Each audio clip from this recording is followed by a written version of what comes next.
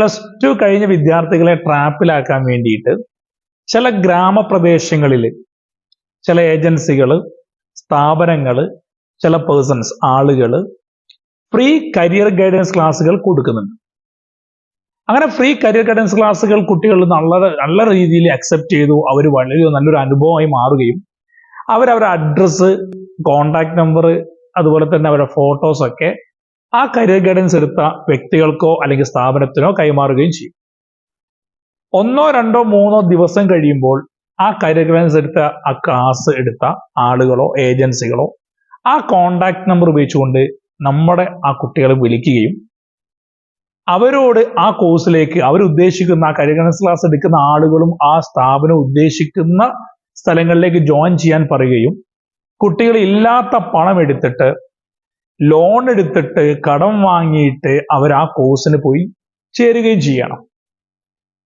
അങ്ങനെ 1, 2 വർഷം കഴിഞ്ഞ്, ഡിപ്ലോമ ക്ലാസ് ആണെങ്കിൽ 2 വർഷം, ഡിഗ്രി ആണെങ്കിൽ 3 വർഷം കഴിഞ്ഞിട്ടാണ് അറിയുന്നത് ആ സ്ഥാപനത്തിന് രജിസ്ട്രേഷൻ ഇല്ല, അഫിലിയേഷൻ ഇല്ല എന്നറിയുകയും ആ സർട്ടിഫിക്കറ്റിന് വാല്യൂ ഇല്ല എന്നറിയുകയും അത് ഗൾഫ് രാജ്യങ്ങളിൽ നോട്ടറി സർട്ടിഫിക്കേഷൻ നടക്കുന്നില്ല എന്നറിയുകയും ആ വിദ്യാർത്ഥികൾ പറ്റിക്കപ്പെട്ടു എന്നറിയുകയും ചെയ്യുന്ന ഒരുപാട് വ്യാജ കരിയർ ഗൈഡൻസുകൾ നടക്കുന്ന ഒരു കാലഘട്ടമാണ്.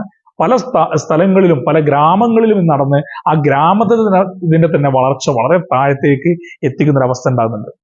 അതുകൊണ്ട് ഇത്തരം കരിയർ ഗൈഡൻസ് ക്ലാസ്സുകളും അതുപോലെ തന്നെ ആളുകളെയും വ്യക്തികളെയും അതുപോലെ തന്നെ സ്ഥാപനങ്ങളെയും തിരിച്ചറിയണം. കരിയർ ഗൈഡൻസ് ക്ലാസ് കഴിഞ്ഞതിന് ശേഷം ഇങ്ങനെ കോൺടാക്ട് നമ്പറുകൾ മാക്സിമം കൊടുക്കാതിരിക്കുക, അഡ്രസ്സുകൾ കൊടുക്കാതിരിക്കുക. അതിൽ പല രീതിയിലും അവർ മിസ്യൂസ് ചെയ്യുന്നുണ്ട്.